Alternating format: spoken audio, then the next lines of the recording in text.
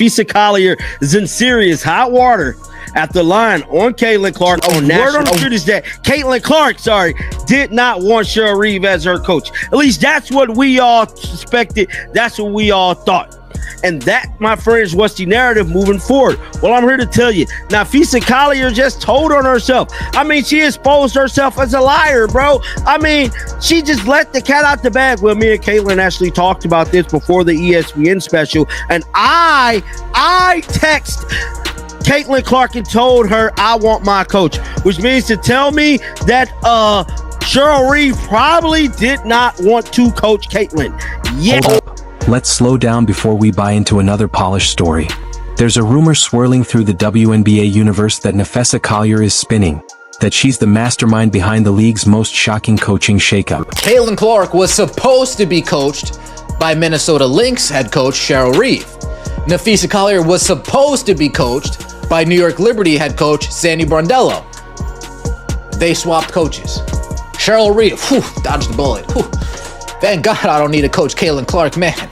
Man, I can't deal with that. I would have had to swallow so much pride, I can't do that. Fee, she probably called him the Fee, talk to Caitlin, please. I can't coach her, I can't do it. This book's about to come out. You know what they're gonna be saying if I'm coaching Caitlin Clark and the book's out? Oh, God. Fee, please, Fee. She's out here saying she texted Caitlin Clark to trade for Cheryl Reeve, acting like a basketball diplomat brokering world peace.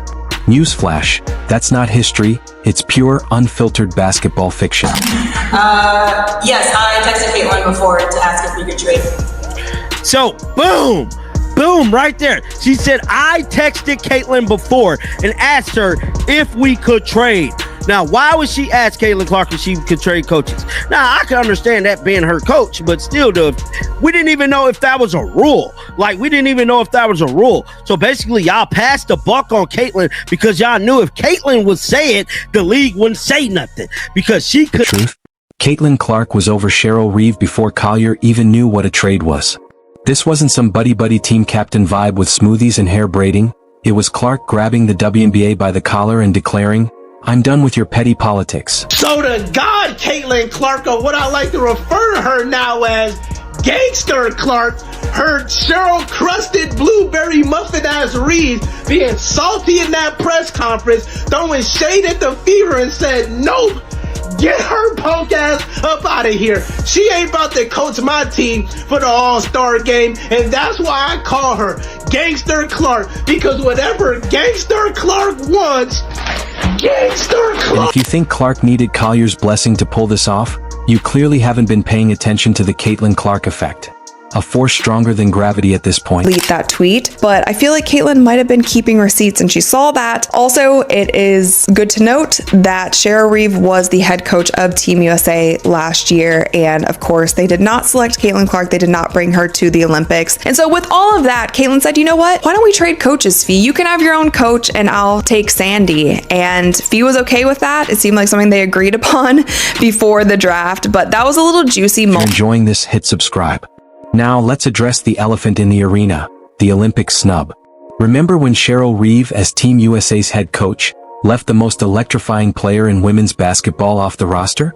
When reporters asked if she had second thoughts, her answer was colder than a Minnesota winter. No explanation, no diplomacy, just a flat-out dismissal, like swatting a mosquito instead of acknowledging a generational talent. That Cheryl Reeve will be the coach for Caitlin Clark's All-Star team. Not feeling this at all. This is the same woman who despised her last year, saying, I don't give two shits about Caitlin Clark. The same woman who really didn't want her on the Olympic team. She was hell-bent about it. Very open about it. Same woman who wore Black Girls Rock while playing Caitlin Clark, insinuating that Caitlin Clark is a racist, so she's gonna be, pandering to the audience. Like, I hate that. But the disrespect didn't stop there. Before Clark even played a pro game, Reeve was on social media, tossing shade like confetti at a bitter ex's wedding. She dropped cryptic tweets complaining about the attention Clark was getting, using hashtags like #12teams and #the W is more than one player, as if Clark personally ran the league's marketing. This wasn't coaching. It was jealousy disguised as leadership. Caitlin Clark and Naphessa Collier, they traded their coaches. They didn't trade any players in the draft. They traded their coaches, and a lot of people think they know why. So last year, Coach Cheryl Reeve had a few things to say about Caitlin Clark on Twitter. This was one of the exchanges. Cheryl Reeve tweeted about a preseason game and how the Lynx weren't going to be playing, and that the Lynx game, wasn't going to be televised. And so somebody commented, they said, is there a reason why it's not being shown? And someone else commented, and they said, because they only care about Caitlin. And Cheryl Reeve tweeted, and she said that part. A lot of people felt like this was very unprofessional for a coach to be engaging in the fan commentary, and especially calling out one single player that has nothing to do. And let's not forget the cherry on top. While Clark was posting historic stats and filling arenas like Taylor Swift on tour, Reeve acted like she was a nuisance to the sport. The woman who single-handedly elevated women's basketball was being treated like she was crashing someone else's party instead of being the main event. Caitlin Clark was kind of used in this situation, that they initiated this to possibly get Cheryl Reeve away from Caitlin. Because we know Cheryl Reeve really don't like Caitlin, bro. She don't like her at all. Not even a little bit. And so they knew that if Caitlin was the one to say, you know what, let's trade coaches, they wouldn't say nothing. Here's where the narrative gets spicy. As team captain, voted in by a record-breaking 1,293,526 fans, Clark had every right to call the shots. This wasn't a rebellious rookie going rogue. This was a franchise-altering superstar exercising the authority that comes with being the face of the league.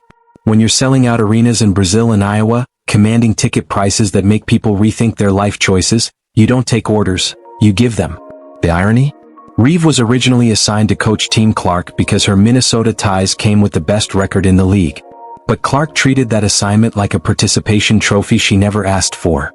She wasn't about to let someone who spent months undermining her achievements suddenly bask in the glory of coaching her in front of a sold-out Fever home crowd. The audacity would have been staggering. I don't know what's gotten into Caitlin Clark. You are leaning into this bad guy role. I love it. I don't know what's gotten into you, Caitlin Clark, but you've been on some I don't give a F lately. I love it. Oh my God, I cannot believe she just eviscerated and embarrassed Cheryl Reeve on national TV like that. They said, hey, would you like to make a player trade? It's better yet, I'll do you one better. Get this fucking coach up out of here. Hey, Caitlin Clark. When Clark made her move during the live All-Star draft, she didn't ask for permission. She demanded it. I don't know if this is in the rules. I don't really care, she said with the confidence of someone who knows the entire league revolves around her. Sorry WNBA if that's not in the rules. Sorry ESPN if that's not in the rules. We just made it a rule. This wasn't just trading coaches, it was rewriting the playbook in real time. Clark looked at the WNBA's carefully constructed system and said, cute, but I'm running my own show now. And what could the league do? Tell the player responsible for record-breaking ratings and sold-out arenas that she couldn't choose her own coach? Please. The ESPN broadcast team scrambled, posting trade alerts like it was NBA deadline day. But this wasn't chaos, it was calculated dominance. Clark waited for maximum visibility and minimum interference to make her statement. She wasn't just trading coaches, she was asserting her authority over the entire league.